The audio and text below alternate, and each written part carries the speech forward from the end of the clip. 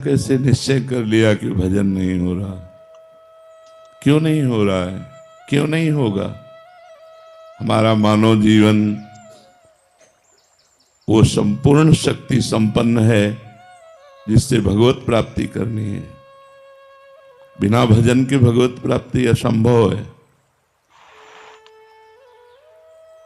भजन हमारा जीवन। आज हम सुबह साधकों से यही कह रहे थे, लोग जीते कैसे हैं बिना भजन के? विषय सेवन, विषय चिंतन, प्रपंच चिंतन, ये सब बन सकता है, भजन नहीं बन सकता। कैसी बात करते हो? प्रयासरत क्यों नहीं हो? इतना क्यों इंद्रिय और मन को प्रोत्साहन दे दिया विषयों के लिए कि वो भजन के लिए ना बोल दिया कि भजन ना बने तो भगवत प्राप्ति कर? किस उद्देश्य का पालन करने के लिए मानव जीवन प्राप्त किए? क्या उद्देश्य है? क्या रुपया, समाज प्रियता, मान प्रतिष्ठा, ये सब यहीं धरी रह जाएगी। इंद्रियों का दुलार, मन का दुलार, ये नरक की प्राप्ति कराएगा। हम भगवान के निज अंश हैं। हम भगवान के भक्तों के संग से अपने मन को जबरदस्ती बलात् भजन में लगाएंगे। हम अविनाशी भगवान के अंश हैं, हम क्या नहीं कर सकते? ये कैसे कह दिया कि हम भजन नहीं कर सकते? नहीं, बिल्कुल गलत। निरुत्साहित होकर ऐसे वचन ना बोलने चाहिए और ना ऐसे वचनों को सुनना चाहिए। भजन नहीं कर सकते और सब कर सकते हैं। हमारी वाणी है, बोल सकते हैं, तो राम क्यों नहीं बोले? राधा क्यों ना बोले? कृष्ण क्यों ना बोले? मृदु क्यों ना बोले? हितकर क्यों ना बोले? हाथ है तो हम परोपकार क्यों ना करें? पैर है तो हम प्रदक्षिणा क्यों ना करें? हृदय है तो हम भगवान को समर्पित क्यों ना करें? अन्य साधन सब शून्य है। भगवान का नाम जप ही अंक है। जैसे अंक रखने से शून्य 10 गुना महत्व रखता है, अंक हटा देने पर शून्य का कोई महत्व नहीं। ऐसे ही भगवत चिंतन शून्य, हर सत्क्रिया यहां से ब्रह्मलोक तक ले जाएगी, लेकिन ब्रह्मलोक भी नाशवान है। आ ब्रह्म स्तंभ पर्यंतम सर्वम मायामयम जगत सत्यम सत्यम पुनः सत्यम हरिर नामयु केवलम।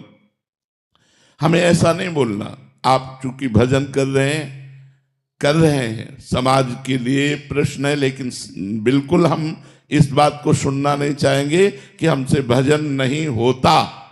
भजन होता सिद्धों से है। साधक को जबरदस्ती भजन करना पड़ता है। हम अभ्यास योग युक्तेन चेतसा नान्यगामिना, हम ऐसा अभ्यास इस जन्म में करेंगे, हमारा चित्त भगवान को छोड़कर और कोई चिंतन ही न करे। अभ्यास के द्वारा सब कुछ किया जा सकता है। हम निराश, हताश, उदास ऐसे व्यक्तित्व नहीं होना चाहिए। किसी भी स्थिति में, किसी भी कार्य प्रणाली में, किसी भी क्षेत्र में निराशा हमारे अंदर नहीं होनी चाहिए। हमारे अंदर उत्साह होना चाहिए। हम रौंद के फेंक देंगे हर बाधाओं को। हम भगवान के बच्चा हैं, हम अविनाशी परमात्मा के अंश हैं। ऐसा नहीं है कि हम इंद्रियों की विलासिता और मन की भोग विलासिता में ऐसा बोल पड़े कि हमसे भजन होता ही नहीं, भजन के बिना नहीं। भगवान की प्राप्ति के लिए सुलभ मार्ग भजन है। भगवान का जितना चिंतन किया जाएगा उतना ही हम माया से हटकर भगवान के समीप होते जाएंगे। अनन्य चेता सततम यो माम स्मृति नित्य सा तस्याहम सुलभा पार्थ। भगवान उसके लिए सुलभ होते हैं जो नित्य निरंतर भगवान का चिंतन करता है। अपने चित्त को भगवान के चरणों में लगाने में परेशानी क्या है?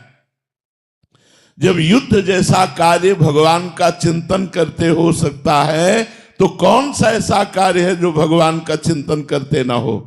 हम मुख में भगवान का नाम स्मरण कर रहे हैं मधुर मधुर, और शरीर से हम चेष्टाएं कर रहे हैं, कर्म कर रहे हैं, और वो कर्म भगवान को अर्पित कर रहे हैं। हम नित्य प्रतिक्षण भगवान के नजदीक पहुंच रहे हैं।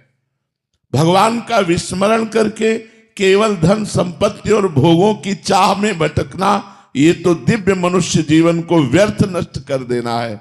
इसलिए सबसे प्रार्थना है, ये शब्द तो आना ही नहीं चाहिए कि भजन के बिना हमारा जीवन किसी कार्य का नहीं है, हम भजन नहीं कर सकते, ये शब्द नहीं आना चाहिए कि भजन नहीं कर सकते। भजन के बिना जीवन किसी कार्य का नहीं। जब आप सुअर कुत्ता बनोगे तब भजन करोगे, जब आप पशु पक्षी बनोगे तब भजन करोगे। अरे दुर्लभो मानुषो देहो, इतना दुर्लभ मनुष्य शरीर मिला, यदि इस मनुष्य शरीर में अपने प्रभु से प्रेम न कर पाए, प्रभु को रिझा न पाए, तो और क्या है। और प्रभु के प्रेम की प्राप्ति, प्रेम मूल यह नाम है, भगवान का नाम ही प्रेम मूल है। ब्रह्म राम ते नाम बड़ वरदायक वरदान, भगवान से भी बढ़कर भगवान का नाम है। यदि हम राम राम कृष्ण कृष्ण हरि हरि राधा राधा प्रतिपल रट रहे हैं तो भगवान हमारे हृदय में प्रकाशित होंगे, भगवान हमारे नेत्रों में जरूर वो सामर्थ्य देंगे कि इस माया का पर्दा हटाकर हम कण कण में क्षण क्षण में भगवान का अवलोकन करें। भगवान विराजमान है। इसलिए ये निरुत्साहित करने वाली बात तो किसी की जबान में नहीं आनी चाहिए। हम प्रयास करेंगे, हो सकता है हमारा प्रयास असफल प्रयास रहे, लेकिन हम फिर प्रयास करेंगे तो 1 2 3 बार 4 बार हम किसी बार तो सफल प्रयास करने वाले बन ही जाएंगे। हमें निराशा बिल्कुल पसंद नहीं। हताश होना, उदास होना, निराश होना ये हमारे जीवन में नहीं, और ये हम मनुष्य जीवन में बर्दाश्त नहीं करना चाहते।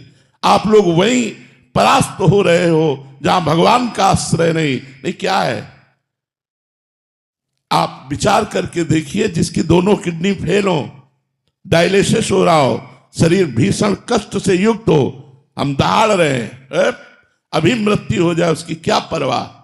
हम भगवान के जन हैं, भगवान के अंश हम, कोई शरीर थोड़ी है। शरीर अगर कष्ट में है तो वो अपनी तरफ बना रहे, हम अपनी तरफ हैं। हमारा जन्म केवल इस बात को लेके बैठ जाए कि हमारी किडनी खराब, हमारा कष्ट है, अब हम कुछ कर नहीं सकते। नहीं, हम हर वो कार्य कर सकते हैं जो स्वस्थ आदमी कर सकता है।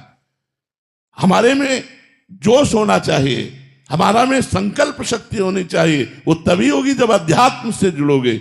भजन करो, भगवान का नाम स्मरण करो और उत्साहित रहो और वीर पुरुष बनो, कायर पुरुष नहीं। ये मैं नहीं कर सकता, ये हमारी डायरी में नहीं है। अधर्म की बात अलग है, धर्म और सही मार्ग में चलने के लिए ये मैं नहीं कर सकता, ये डायरी में नहीं। हमें जो सतमार्ग में करना है वो हम करेंगे।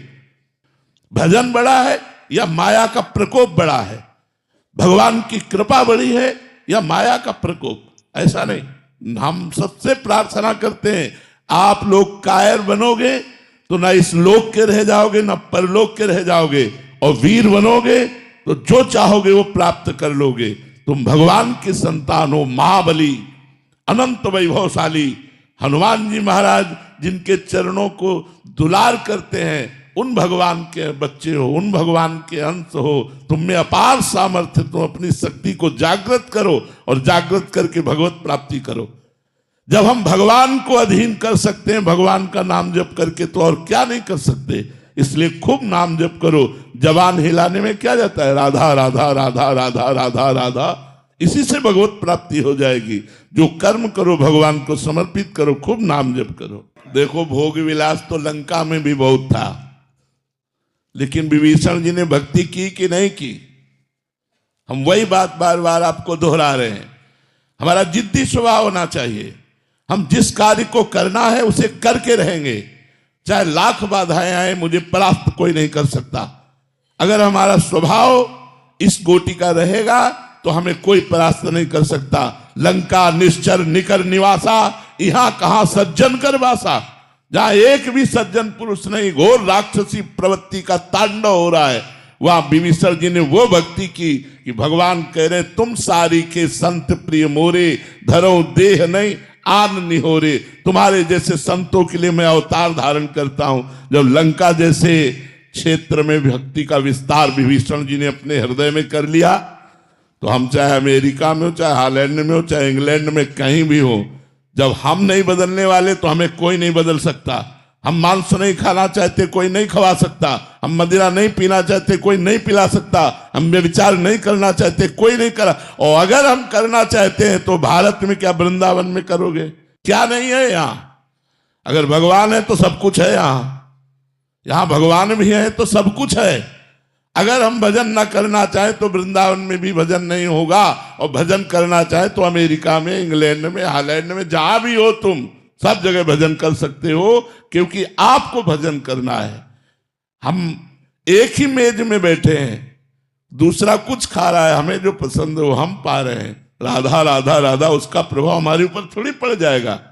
एक ही ऑफिस में काम कर रहे हैं, दूसरा अपनी चाल चल रहा है, हम अपनी चाल चल रहे हैं, क्या फर्क पड़ता है। इसलिए ये बात हम अपनी रहनी से रहे। अगर हम अपनी रहनी से न रहे तो भारत में कम व्यभिचार हो रहा है क्या, कम व्यसन हो रहा है क्या, कम गंदगी है क्या। आप देख लो ना, नए नए बच्चों की आदतों को देखो, कहां बहती हुई चली जा रही है। तो हमें चाहिए कि किसी भी देश या किसी स्थान प्रधानता से हमारी भक्ति नहीं, हमारे उद्देश्य से हमारी भक्ति बढ़े। हम जहां भी हों अपनी भक्ति को अपने हृदय में बसाएं।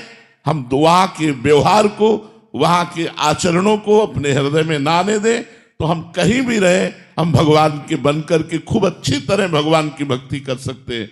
और अगर हम भक्ति ना करें तो वृंदावन में रहकर भी भक्ति नहीं कर सकते। हमें आपसे कह रहा हूं, वृंदावन भगवान का धाम है, यहां भी रह करके वो सब कुछ हो सकता है जो बाहर हो रहा है। और अगर भक्ति करना चाहो तो बाहर में भी कर सकते हो, वो सब कुछ कर सकते हो जो वृंदावन में भक्त जन कर रहे हैं, वही आप कर सकते हो। युगल सरकार विराजमान करके उनको मंगला, उनको राजभोग, उनकी आरती, उनकी चरण सेवा, उनके पद सुनाना, नाम जप करना, भगवान के भक्तों के चरित्र पढ़ना, क्या नहीं कर सकते हो। तो प्रिया प्रीतम की प्राप्ति करनी है, भगवत प्राप्ति करनी है, तो यही तुम्हें धर्म से चलना सिखा देगा। जब हमारा लक्ष्य भोग होते हैं और हम भक्ति करते हैं तो नाटक बन जाती है, और जब हम भोगों में होते हैं और लक्ष्य भक्ति होती है तो हमारी वही भक्ति प्रकाशित हो जाती है। हमारी बात को समझना। चक्रवर्ती सम्राट महाराज अम्बरीश समस्त भोगों के बीच में रहते हुए भगवान की अनन्य भक्ति के द्वारा ऐसे रिझा लिया कि सुदर्शन चक्र उनकी सुरक्षा में रहता था। अंगरक्षक के रूप में सुदर्शन भगवान स्वयं रहते थे। तो जब चक्रवर्ती सम्राट से ऐसी भक्ति हो सकती है तो आप दो चार परिवार वाले अपने घर में रहकर क्यों भक्ति नहीं कर सकते। भगवान की भक्ति बहुत कृपामयी है। सुख, शांति, आनंद, परमानंद, इसी जन्म में भगवत प्राप्ति, ये सब भक्ति के द्वारा हो।